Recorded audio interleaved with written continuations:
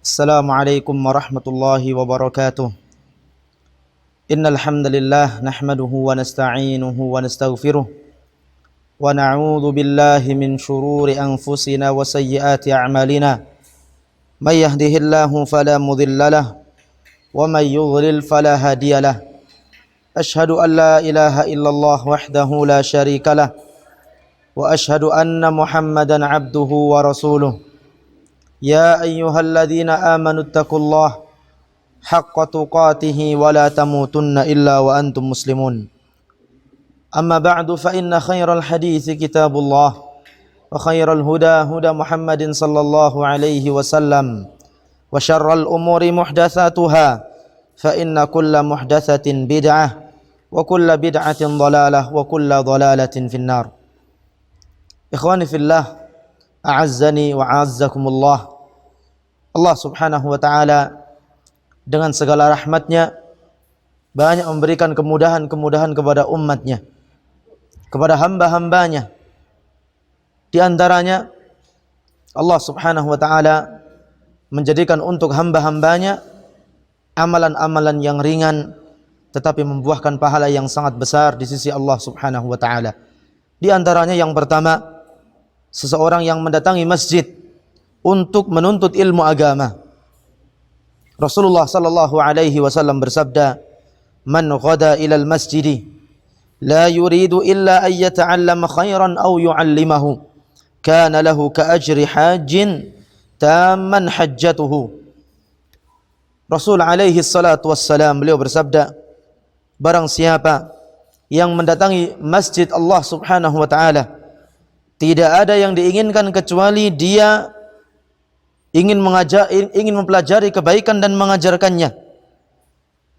Maka seseorang yang mengamalkan perbuatan tersebut, dia akan mendapatkan pahala sebagaimana nilai pahala orang yang melaksanakan ibadah haji dengan pahala yang sempurna. Amalan yang kedua, amalan yang ringan mendatangkan pahala yang sangat besar adalah membaca Al-Quran, membaca kalamullah, kitab suci Al-Quran yang merupakan sumber hidayah, petunjuk bagi manusia. Dengan membaca Al-Quran, maka kita akan mendapatkan pahala yang sangat besar di sisi Allah Rabbul Alamin. Disebutkan dalam hadis, Rasulullah sallallahu alaihi wasallam bersabda dari jalan sahabat Abdullah ibn Mas'ud, riwayat Imam At-Tirmidzi. Kata Rasulullah sallallahu alaihi wasallam, "Man qara'a harfan min kitabillah." Barang siapa yang membaca satu huruf dari Al-Quran, kitabullah, falahu bihi hasanah, maka dia akan mendapatkan satu kebaikan. Wal hasanatu bi asyri amsalihha, dan satu kebaikan dari satu huruf yang dia baca akan Allah berikan 10 kebaikan baginya. Lalu Rasul SAW menyebutkan, la aqulu alif lam mim harfun, aku tidaklah menyebutkan alif lam mim itu satu huruf, tidak. Walakin alifun harfun, akan tetapi alif sendiri satu huruf, walamun harfun, lam juga satu huruf, wa mimun harfun, mim juga satu huruf. Karenanya kalimat alif lam mim akan membuahkan pahala 30 kebaikan. Bagaimana lagi tatkala seorang muslim mampu membaca Al-Quran setiap hari istiqamah satu halaman, satu hari setengah juz, satu hari satu juz, sudah ribuan huruf yang dia baca, maka sangatlah banyak perkalian kebaikan yang akan dia dapatkan dari setiap huruf-huruf yang dikeluarkan dari lisan seorang membaca Al-Quran. Yang ketiga, amalan yang ringan yang mendatangkan pahala besar di sisi Allah subhanahu wa ta'ala, yakni berzikir kepada Allah. Zikir adalah ibadah yang mulia, ibadah yang paling agung di sisi Allah subhanahu wa ta'ala. Rasul sallallahu alaihi wasallam di dalam hadis riwayat Imam At-Tirmidzi, Nabi sallallahu alaihi wasallam pernah bersabda, "Ala unabbiukum bi khairi a'malikum." Maukah kalian saya tunjukkan sebaik-baik amal kalian? Wa azkaha 'inda malikikum. Amal ini juga amal yang paling suci di hadapan raja di raja kalian, yaitu Allah Rabbul Alamin. Wa arfa'iha fi darajatikum. Amal yang bisa mengangkat derajat kalian. Wa khairin lakum min infaqidz dhahabi wal fiddah. Amal ini adalah amal yang lebih baik dibandingkan seseorang berinfak dengan emas dan perak. Wa khairin lakum min an talqaw aduwakum fatadribu a'naqahum wa yadribu a'naqakum.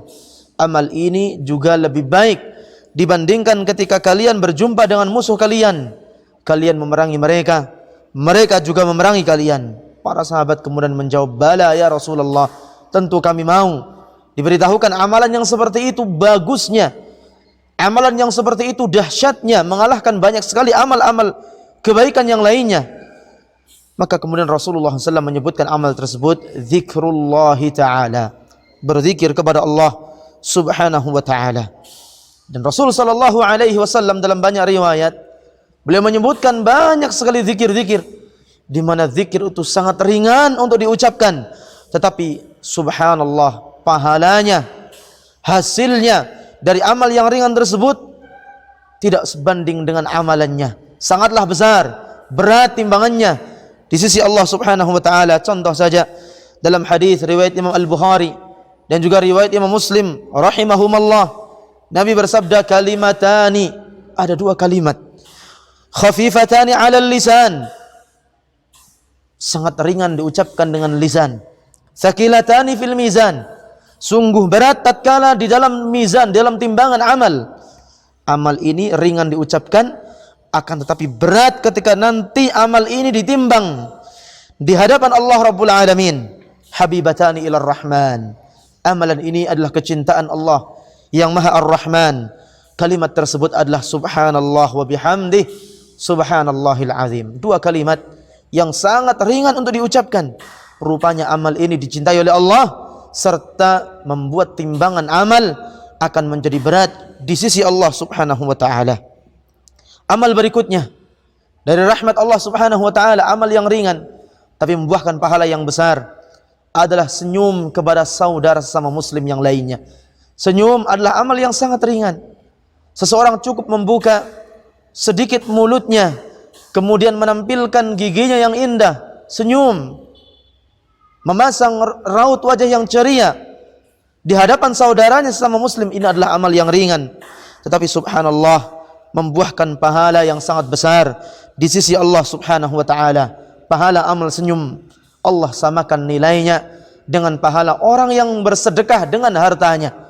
Rasulullah sallallahu alaihi wasallam dalam hadis riwayat Imam At-Tirmidzi, kata Rasulullah sallallahu alaihi wasallam, tabassumuka fi wajhi akhika laka sadaqah, senyummu di hadapan wajah saudaramu bagimu adalah sedekah. Maksudnya, bagi orang yang senyum di hadapan saudaranya, pahalanya, nilai pahalanya di sisi Allah subhanahu wa ta'ala sama seperti orang yang sedang bersedekah.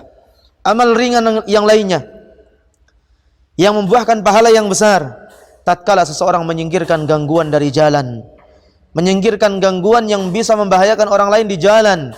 Tatkala ia singkirkan, amalan ini ringan tetapi pahalanya begitu besar di sisi Allah subhanahu wa ta'ala. Disebut dalam hadis riwayat Imam Muslim.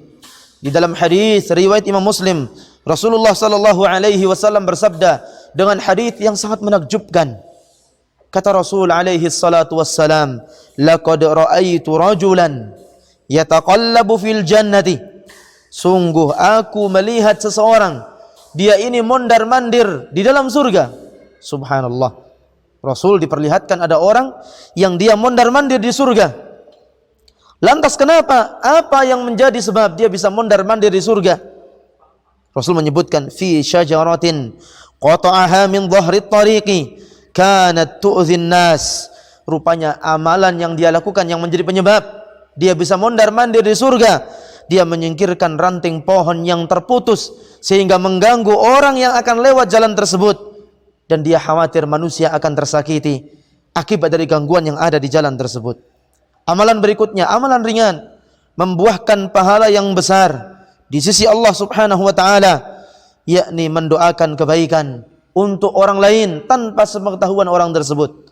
Kita mendoakan orang lain adalah kebaikan, tapi tatkala ada seseorang mendoakan kebaikan bagi orang lain, sementara orang tersebut yang didoakan tidak mengetahui bahwa dia sedang didoakan oleh saudara tersebut, maka amal yang seperti ini pahalanya besar di sisi Allah subhanahu wa ta'ala. Disebut dalam Sahih Muslim, Rasul sallallahu alaihi wasallam bersabda dari jalan sahabat yang mulia Abu Darda radhiyallahu taala anhu, Nabi bersabda, "Ma min 'abdin muslimin yad'u li akhihi bi dhahril ghaib tidaklah ada seorang hamba muslim mendoakan untuk saudara muslim lainnya tanpa sepengetahuan dirinya, illa qala al-malakul muwakkil, kecuali akan berkata untuknya malaikat yang diutus oleh Allah Subhanahu wa ta'ala. Malaikat itu berkata, amin walaka bimithlih. Malaikat berkata, kabulkan ya Allah, dan bagi orang yang berdoa ini kebaikan yang serupa sebagaimana dia mendoakan kebaikan untuk saudaranya muslim yang lain tanpa sepengetahuan dirinya. Mudah-mudahan apa yang saya sampaikan pada kesempatan kali ini bermanfaat bagi kita. Wassallallahu wasallam wa baraka ala nabiyyina Muhammad. Wassalamualaikum warahmatullahi wabarakatuh.